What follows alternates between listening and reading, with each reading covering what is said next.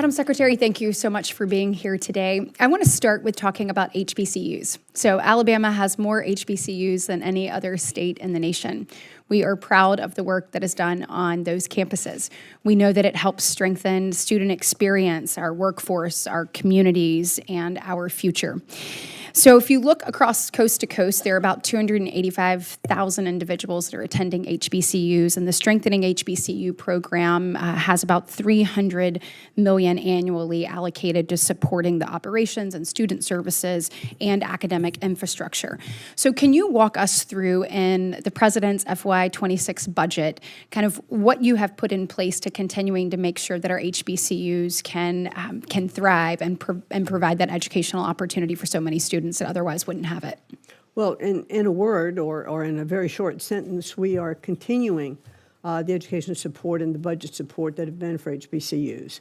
It's one of the promises that the President made, and that's exactly what we're going to continue to do. Good. And will you make sure that there are guardrails put up to whether it's, assistance for grant administration or technical assistance, that those remain in place? Yes. Excellent. It's very Thank important. you. So you just mentioned that when this department was founded, you said since 1980, we've spent about $3 trillion, but yet student scores have not improved.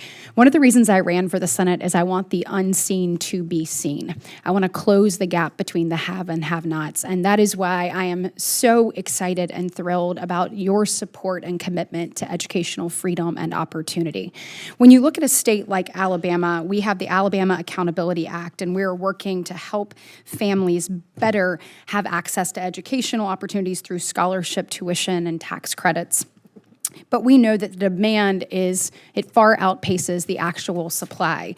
So in your FY26 budget for charter school programs, you've taken it to $500 million, which is a $60 million increase.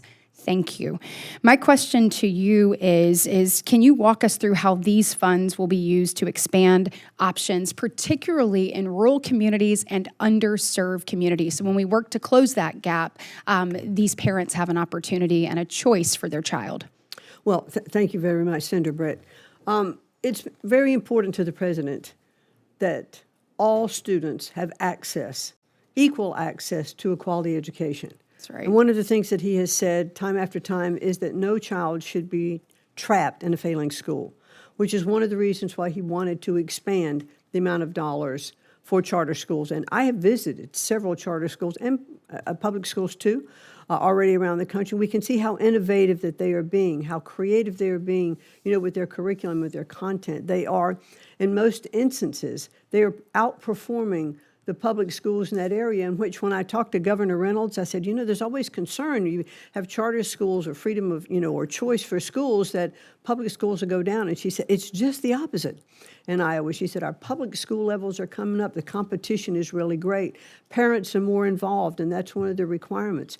Parents are understanding more that they need to be part of the school board or help to elect the school board members. They're attending the meetings, more conferences with teachers, understanding what it is that their child needs in their community to be successful, to go on for their education. Absolutely, and I am a public school kid, and I am really proud So of it. am I.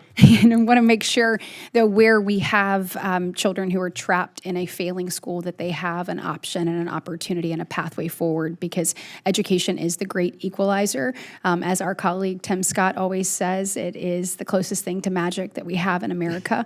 So thank you so much for continuing to be committed to making sure that every child has that opportunity to thrive and grow. In my last minute, I want to talk to you a little bit about literacy. Thank you for your commitment to that. I want to understand kind of what your vision is, and I also want to add Alabama to the list of success stories. So we passed in 2019 the Alabama Literacy Act. Since that time period, we have seen significant growth in our numbers and proficiency amongst our third and fourth graders. For instance, Alabama's national ranking for fourth grade reading improved from 49th in the nation when we actually, the year that we put this into place, 5 years years later, we've moved up to 34. We believe with intentionality and evidence-based reading instruction and early intervention, you can make a difference that changes a child's pathway forward and opportunity that will be in front of them.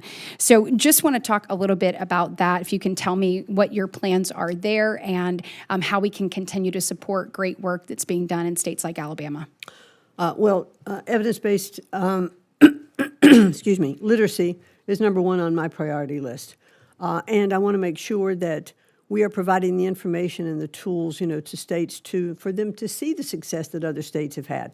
I mean, other governors, just like you said in Alabama, have put in place kind of a return to basics or that science of reading, and they have seen incredible results. And that's what I want to continue to see, across the country. We saw a 9-point tick up between 2003 and 2023 and 2024. Obviously, we have a ways to go, and we're going to continue to be committed to that. But thank you for your commitment to making sure these programs thrive.